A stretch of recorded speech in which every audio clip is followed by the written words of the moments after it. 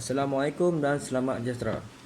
Kami daripada kumpulan AA Melaka terdiri daripada Muhammad Nur Salam, Muhammad Marwan dan Nur Faizah ingin membintangkan presentation kumpulan iaitu bertajuk Perancangan Strategik Majlis Daerah Tangkak.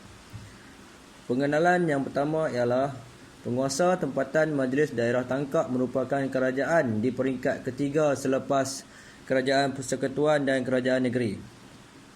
Selepas penyusunan semula penguasa tempatan dalam tahun 1976, Majlis Daerah Tangkak yang ditubuhkan pada 1 hari bulan Ogos 1976 merupakan gabungan 9 buah majlis tempatan iaitu Tangkak, Sagil, Kebun Baru, Bukit Kangkar, Sungai Mati, Serom, Bukit Gambir, Gerisik dan Kundang Ulu. Seterusnya ialah luas kawasan pentadbiran Majlis Daerah Tangkak ialah 13,566 hektar dengan jumlah penduduknya dianggarkan seramai 104,264 orang dan terdapat 28,600 pegangan hartanah dalam kawasan ini termasuk jumlah pegangan pelbagai lesen iaitu 2,947. Selain daripada kawasan-kawasan cawangan Majlis Daerah Tangkak, kawasan pentadbiran majlis juga meliputi kawasan 20 meter, 40 rantai di kiri kanan-kanan jalan raya, kawasan Kampung Teratai, Durian Condong, Kampung Baru Bekoh dan Bukit Asahan. Fungsi Majlis Daerah Tangkak antaranya adalah menyediakan perkhidmatan pentadbiran am, pengurusan dan pemantauan sistem maklumat jabatan serta menyelenggara perisian dan perkakasan komputer pejabat termasuk perhubungan kepada warga jabatan serta orang awam bagi meningkatkan tahap profesionalisme selaras arahan perkhidmatan dan perkeliling kerajaan. Di samping itu, memberi perkhidmatan dan menguruskan projek-projek pembangunan infrastruktur dengan baik untuk penduduk dan pembayar cukai di bawah pentadbiran Majlis Daerah Tangkak dan menyediakan perkhidmatan perekonomian yang meliputi bayaran dan kawalan perbelanjaan serta kutipan hasil Majlis Daerah Tangkak secara menyeluruh bagi memastikan pengurusan kewangan yang cekap selaras dengan peraturan kewangan yang sedia ada. Okay, Assalamualaikum. Saya Muhammad Nur Salam bin Abu Bakar, nombor metrik 265315. Saya akan meneruskan tentang pelan strategik Majlis Daerah Tangkak, yang mana nombor 1 adalah memperkasa tadbir urus serta mempertingkatkan kapasiti dan keupayaan ke arah menjadi organisasi berprestasi tinggi. Ini HPO. HPO ini adalah memperkukuhkan pengurusan organisasi Majlis Tangkak dengan program seperti mewujudkan kumpulan inovatif dan kreatif, yang ini dalam singkatan KIK, dan juga pembangunan pelan integriti Majlis Daerah Tangkak serta mewujudkan persekretarian kerja yang kondusif dengan peningkatan dan naik taraf kemudahan di pejabat serta adanya ekosistem kondusif sektor awam atau dikenali dengan EXA. Pelan strategik nombor 2 adalah meningkatkan kualiti hidup masyarakat dengan melaksanakan perancangan dan keindahan bandar yang mampan dan sejahtera dengan penyediaan rumah mampu milik, pengindahan kawasan perbandaran yang sihat dan bersih dengan memberi penarapan premis-premis mengikut tahap kebersihan dan juga pengurusan sisa pepejal di setiap premis dalam daerah. Yang ketiga, memperkukuhkan infrastruktur dan pembangunan fizikal yang menyeluruh untuk meningkatkan kesejahteraan hidup.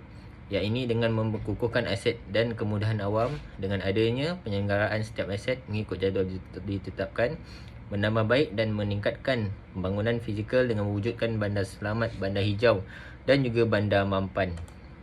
Yang nombor 4, pelan strategik Majlis Daerah Tangkak adalah memperkasakan jalinan kerjasama dan perkongsian pintar bagi meningkatkan keberkesanan penyampaian perkhidmatan. Yang ini dengan memperkukuhkan kolaborasi strategik dalam sektor perindustrian dengan jalinan mesra antara Jabatan Kerajaan dan PBT serta pengusaha sektor perindustrian.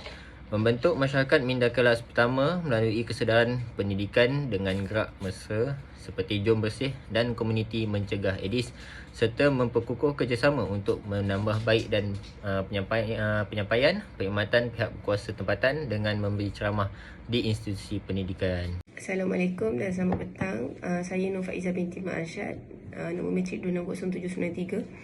Bagi isu dan cabaran Majlis Daerah Tangka, satunya isu masalah politik, mana terdapatnya cabutangan ahli politik. Yang kedua, pengurusan alam sekitar yang lebih sistematik. Ketiga, penggunaan teknologi yang sistematik dan berkesan.